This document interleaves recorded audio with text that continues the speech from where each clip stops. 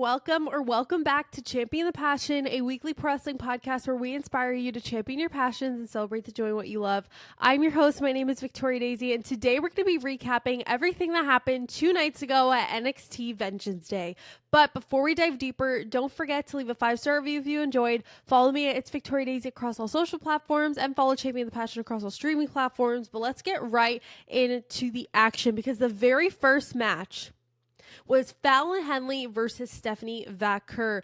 Fallon was defending her WWE Women's North American Championship against Stephanie Vaquer, and right off the bat, there was huge crowd support for Stephanie, which I knew the crowd loved Stephanie. I love Stephanie, but I didn't expect the pop to be that crazy. Now, it was an absolutely incredible match. Love that they opened up the show with this one. This was one of the best matches of the night, in my opinion. And I do have to give some props to Stephanie, because I love Stephanie in the ring, because she brings new, fun, and fresh moves to the ring. She brings a fun and fresh style to NXT, which is something we don't always see very often. And one thing I do really love is she outsmarts people in the ring. She outsmarts her opponents, and honestly, I could see her going all the way in her career. Not right away, but with time, she could be, dare I say, one of the greatest of all times to ever do it. You can't underestimate anyone nowadays, because, who would have thought Tiffany Stratton would have made it this far from the beginning?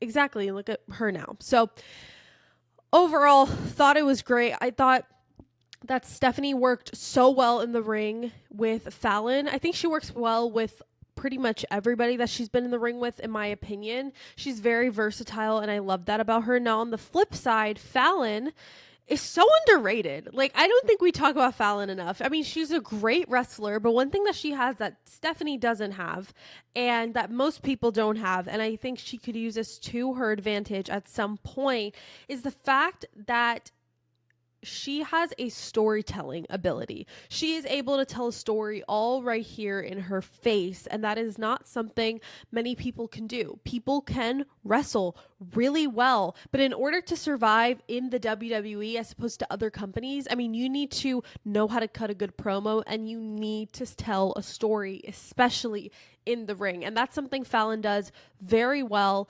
and I absolutely loved the match. Super high quality. Loved that it was the opener. But in the end, we did see a title change, which I was so excited about. Stephanie Vaquer won and is now the new NXT Women's North American Champion, which is so amazing, so special. She definitely deserves this so much, and I cannot wait to see what she does with this title reign. Now, moving on to another title defense, we had the NXT Tag Team Championships on the line. Nathan Frazier and Axiom versus Josh Briggs and Yoshiki Inamura. This was a pretty good match, better than I expected, I do have to say. There was a lot of great action from both tag teams, but in the end, Nathan Frazier and Axiom retained. Now, I do have to say, Fraxium, if you will, are truly one of the greatest NXT tag teams of all time. They put on incredible matches every single time they're in the ring, and they are so dominant in the NXT men's tag team division. I don't think I've seen a team like them in a very long time do what they do. Both teams were in the ring after the match, ready to have some good sportsmanship and shake hands, but the moment we've all been waiting for, before they could do that, the mystery faction that has been teased for 2-3 weeks finally debuted. Okay, so literally out of nowhere, the 4 mystery men just slide into the ring and beat the crap out of Fraxium, Josh, and Yoshiki. This was crazy. So, towards the end of the match, I believe 2 of them took off their masks. I could be wrong. If not, no, they didn't take off their mask. I could just recognize them. So, one was Cutler James, as I predicted, I think a week or 2 ago. So, I was right on that one. The other person, which was low-key a shock, I didn't expect him to be a part of this faction, but I'm so excited about, is Dion Lennox. He is an absolute king. He has everything to be a WWE superstar. The only thing he was missing was the gimmick, okay? He's got the look, he's got the athleticism, he's got the in-ring ability. I think he could cut a pretty good promo. He just did not have any gimmick. He just wore glasses and that was about it. So now that he's with this faction, I mean, this is great. So this faction's being presented to us kind of like a Shield Retribution type of faction situation. It's a very similar vibe to those two, and I love it. I mean, as a Shield girly, you guys know I'm a 2000s kid, so getting to grow up with the Shield was definitely a flex, definitely so iconic. And so now I'm getting to semi-relive that through this new mystery faction. They have yet to be named. I don't know what their name is. Now, there were 2 other guys a part of the faction. I do not know who they were. They did show their faces towards the end of the show, but I didn't recognize them. I did look up their names. Crap. What were they? Saquon, not Barkley. Don't make me cry. Anyways, you guys know I'm a Giants fan, so that name was triggering. No, his name is Saquon something. And then the other guy, I don't remember his name. One of them is an ex-NFL player. Not Saquon, the other guy. Don't remember. He played for the Saints, and I think he was... I don't remember. I think he played for Ole Miss, perhaps? I have to look at their Instagram. I'm not really sure. Actually, let me look at that right now. I'm going to go on Instagram and look up because let me see who posted it. I think Cutler, James, and Dion posted it. And they kind of like tagged everyone. Okay, I found it. Okay. Oh, Saquon Sugars and Josh Black. So those are the other 2 dudes a part of the group. So Saquon Sugars, what's his background? He might just be an indie wrestler. Perhaps. Maybe? Yeah, he's an indie wrestler. Okay, fire. And then Josh Black. Oh, he didn't play for Ole Miss. He played for Syracuse. Okay, cool. And then I think he played like a year or 2 with the Saints. So that's fire. Okay, cool. Okay, love when football players turn wrestlers. So anyways, great match. Love the ending. Love that we got to finally see the faces of this mystery faction that has been teased for weeks. Now let's head into another match. So this was the strap match between Trick Williams and Eddie Thorpe. This was an insane, and I mean insane match. I mean, we've got 2 men strapped together wrestling. It was wild. I mean, wrestling, there's a lot that goes into this. And when you're being constrained because you're strapped to another human, that's wild. It's a wild concept, honestly. And while this isn't my first time seeing a strap match, low-key, why was this one of the more crazier ones I've seen? Especially in NXT. Probably one of the craziest in NXT for sure. I mean, these 2 men were ruthless to each other. It was brutal. But in the end, a very controversial outcome. Eddie Thorpe won. I was very confused that Trick didn't win. I mean, I think we all thought Trick was for sure going to win. The crowd was pissed at the end. The cameramans started panning to the crowd and everyone looked in disbelief. I was in disbelief watching. It was literally insane. The only reason I can think Trick is going to lose, or the reason Trick lost, is because he'd be getting called up to the main roster. I mean, that's the only logical reason he'd be losing to Eddie Thorpe. I mean, we know that by distracting Obafemi with Grayson Waller and Austin Theory, that kind of pushes Trick away from the title picture. And I think that was done purposefully, obviously. So I don't know. Does this mean Trick William is going to get a call up? I hope so. I've heard that he'll get a call up soon, or it's going to be the Monday after Stand and Deliver. Like maybe he gets called up to Raw. I don't really know. It could really be anything. I mean, we usually see call-ups right after Mania weekend and like Stand and Deliver. I was at the NXT right after WrestleMania, so I got to see Braun Breaker and Baron Corbin say their goodbyes. So I got to see Braun get called up. It was pretty cool. So I don't know if that's going to happen with Trick Williams, but moving right along to another match that was pretty fire. We had Ethan Page versus Javon Evans. Now this was a very long awaited match and it did not disappoint, I do have to say. There were some pretty crazy moves from both guys, especially Javon. If you've watched Javon for any amount of time, you know how insane in the ring he is. Now, there was a catch to this match. We know that his jaw is broken. He did get cleared for one match, but the doctor did say that if he got punched one more time, he could be out indefinitely.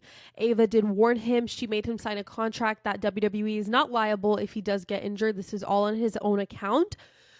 And of course, Ethan Page being Ethan Page, he decided to punch Devon's jaw at the end of the match, which, you know, it's really hard sometimes in the WWE to know if an injury is a work or a shoot, aka real or fake. They are really great at blurring that line between like fact and fiction. So this whole time I haven't known if this was a real injury or not. Most times I can tell if it's a real or fake injury, but this one I don't know. So I guess we're going to have to watch NXT tomorrow night to find out. And speaking of NXT tomorrow night, your girl is going to be in attendance. I believe I mentioned this last week.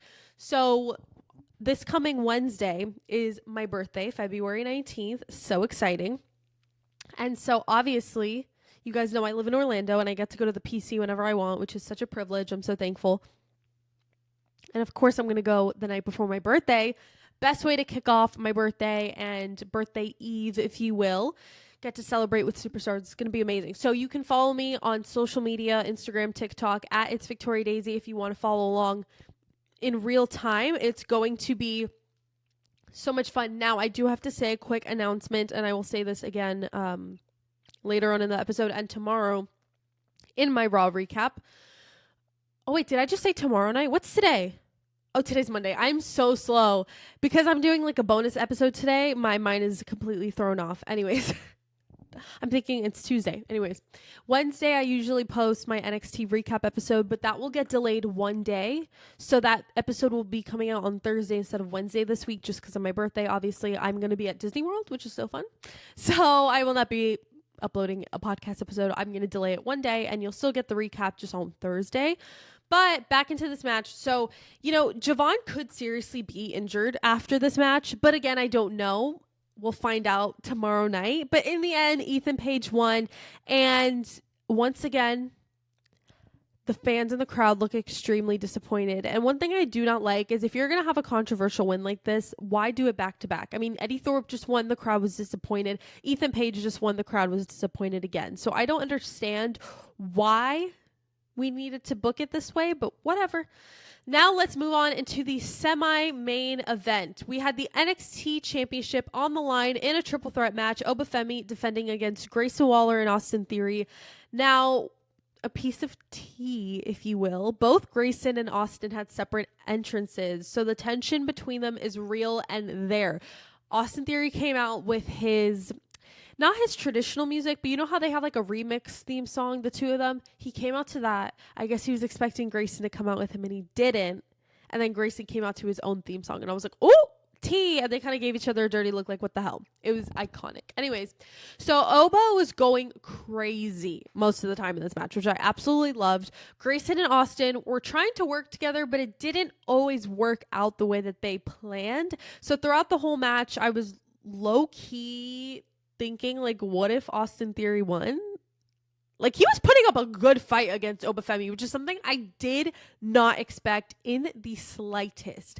There was a lot of close calls, and right when Austin had him, Grayson ruined that moment for him. There was a really, really close call, and Grayson decided to pull the referee's leg so he could no longer count. And so he ruined that moment for him. And of course, Austin got pissed. Then Grayson accidentally did a move on Austin because he meant to do it on Oba, but he moved. Then the match ended and Obafemi won. Obviously, you can't have your champion lose. You just can't. But something I was not expecting was the mystery faction appeared once again. They attacked Obafemi. So not only are they making a statement in the tag team division, but they are also making a statement in the singles division. I mean, this was a very cool presentation, the way they did it for this match, if you will. When they came out earlier, they literally just slid into the ring and beat up, who was it? Josh Briggs, Yokishi Inamura, and Fraxium. Now this, though, was so cool. So let me describe the picture if you haven't seen it already, which you definitely should if you haven't. And if you watch NXT on Tuesday, I'm sure they're going to show it again. So basically, the lights went out, then they flickered. It was giving like Y6 energy. It was crazy. And then they appeared. The lights flickered again. And then they attacked Oba. Now, the lights were flickering the entire time. And then there was music playing, which I thought was kind of funny. I was like, why is music playing? I don't know. It was like kind of ominous music. But it was like a whole vibe. And I loved it. Okay? It was so cool. They were taking out everybody.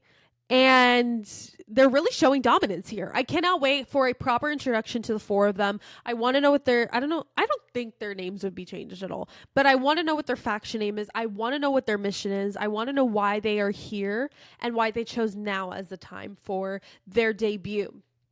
Now, moving along into the main event, the NXT Women's Championship was on the line in a fatal four-way. Julia defending against Bayley, Roxanne Perez, and Cora Jade. Now, this match was so cool because this match represented 3 generations of NXT. We had Bayley representing the NXT Black and Gold days. We had Cora and Roxanne representing the NXT 2.0 days. And now we have Julia representing the current day of NXT. And it was such a great match. I mean, if you've been listening to my podcast for any length of time or just following me in general on my social media platforms, YouTube videos, etc., then you know about my strong dislike towards Roxanne Perez. But I do have to give her some credit because she actually did decent in this match, which I was surprised about. She didn't really botch at all, which I was like, wow, Roxanne, like, you're really putting in the work here. Like, you actually did that. I was kind of shocked. Now, Cora and Roxanne were being quite chaotic frenemies the entire match. One moment working together, the next attacking each other. It was giving bipolar. I digress. Then she made me want to shed a tear. Okay? Because Bayley, you guys know Mercedes / Sasha Banks, whatever you want to call her. She's my all-time favorite wrestler. If you've been watching, then you know. She is my queen. I do not cover AEW just because I already cover 3 shows a week and that's more than enough for me right now. Maybe in the summer I will. But Mercedes is my queen. She always has been and always will be since I was a little kid. And anytime, especially now that she's been gone from WWE, anytime they mention her name, anytime anything related to her is done, I freak out. And so Bayley did one of Sasha's, and I will say Sasha because I don't think Mercedes Moné as a character does this move. I haven't watched her matches in a minute because I kind of don't watch AEW, to be quite honest with you.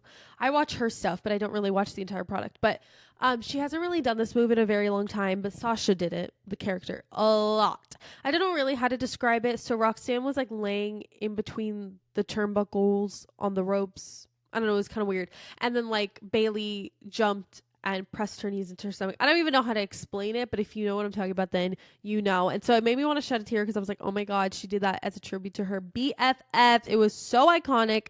And one thing I want to say is that throughout the entire match, the crowd was chanting, "This is awesome," which was so iconic. And if you saw my SmackDown recap episode on Saturday, then you would have heard me complaining about how the women did not main event. Okay, they barely main event to begin with, but they didn't main event Friday Night SmackDown, which pissed me off because Tiffany Stratton's match against Nia Jax was so good. And then the Charlotte I Choose You little segment that happened right after was so good. And that literally could have ended the match. Or not ended the match, ended the show.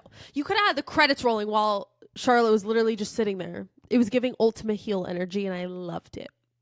But no, you wanted the men to main event and the freaking, what was it, triple threat qualifier match for the chamber had to be the main event. And it wasn't even that great. So, like, it was good, but it wasn't as good as the women's. And I just don't understand why the main roster never wants to have the women main event. It's so annoying because a lot of times they put on better matches than the men. I'm being so dead serious. I'm not trying to be like, oh my God, women are better than men. Like, it's not that. But it's just like sometimes in some situations they have better matches. And you know what? NXT gets it. Shawn Michaels gets it. He had the women main event this, and it did not disappoint. It was absolutely phenomenal work from all 4 women, an absolute quality match. And in the end, our queen champion, Julia, retained. But God bless, because I was low-key scared Roxanne was going to win, because you know that's NXT's golden girl. You know that. And I was low-key petrified. I was so scared. But then everyone cleared the ring and Julia was just in there, you know, raising her title high, being that girl. And then Stephanie Vaquer comes out. And for a minute, I was like, what the hell? And then I remembered she's champion. So it's not like she's going after her title. But we do know that Stephanie and Julia are longtime friends. They've traveled the world together wrestling. And so they just wanted a fun little sweet moment. So they got into the ring. They hugged. They raised their titles high. And as they raised their titles high, Jordynne Grace comes out. Jordynne Grace interrupts. She came out. She came into the ring and she stared at both champions. And now I'm intrigued because I want to learn more about why she's back. What's her mission? I mean, we know when she got signed, she could have gone to main roster. Not that that was really her choice, but storyline wise, she could have gone to main roster. And so I want to know, what is her mission here in NXT? And something that I love is that WWE pulled what I like to call the roll the credits stunts, if you will, where they roll the credits and they make us believe that the show's about to be over and then something else happens. They've done this many, many a times, most notably with CM Punk's return at the 2023 Survivor Series 2 years ago. They got the credits rolling. Michael Cole was ready to say goodnight, and then all of a sudden the credits left the screen and we heard Cult of Personality and our lives were changed forever. And so that's what happened this time when both Stephanie and Julia were raising their titles high. It was a fun, sweet moment. Credits were rolling. Vic Joseph was saying goodnight, and then everything stopped and Jordynne Grace came out. So now I'm intrigued because it's like both champions were out there. So who is she going after? Is she going after both? Why not, Queen? Go at it. She's probably going to go after Julia, and that's probably going to be the Stand and Deliver match, which I'm so freaking excited for. Stand and Deliver is the WrestleMania for NXT, so I am so beyond excited. It's going to be so freaking good. I cannot wait. But let's get into my overall thoughts. I thought it was an absolutely fantastic show. I mean, this is technically the first PLE for NXT this year. I mean, you could count New Year's Evil, but it was on a Tuesday. It's like one of those like special edition shows that are not really like a PLE, kind of like Saturday Night's Main Event, if you will. So for their first PLE of the year, absolutely phenomenal. I loved it. So my match of the night was near impossible to pick, but I think there's no other match truly to pick besides the Fatal 4-Way for the NXT Women's Championship. There was so much to unpack in this match, between multiple storylines being told, to 3 generations being represented in the match, to ending with Jordynne Grace. I mean, it was insane. Overall, I probably rate the show a 9 out of 10. It was impeccable. And this is definitely the highest rating I've ever given any show on my podcast, especially an NXT show. And honestly, they deserved it. It was so phenomenal. I loved all the matches. I mean, it was all so good. And I think Tuesday, tomorrow night, is going to be so good as a great follow-up. NXT just knows how to run a show. That's why they're the best. So I'm looking forward to the road to Stand and Deliver because it's going to be a freaking good one. And I hope you guys follow along because it's going to be a time. Thank you guys so much for watching and listening to this episode of Champion the Passion. Don't forget to leave a 5-star review if you enjoyed. Follow me at It's Victoria Daisy across all social platforms and follow Champion the Passion across all streaming platforms. Don't forget to champion your passions and celebrate the joy in what you love. And I will see you guys in the next episode. Bye.